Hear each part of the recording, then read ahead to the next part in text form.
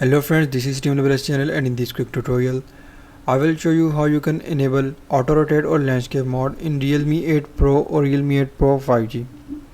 So before starting video, if you are first time on channel, just don't forget to subscribe and also hit the bell icon for my latest videos. So to enable landscape mode or auto rotate mode in Realme 8 Pro or 8 Pro 5G, simply first of all you just need to open settings. So first just open settings and then go to display and brightness and follow every step as I'm showing you in this video.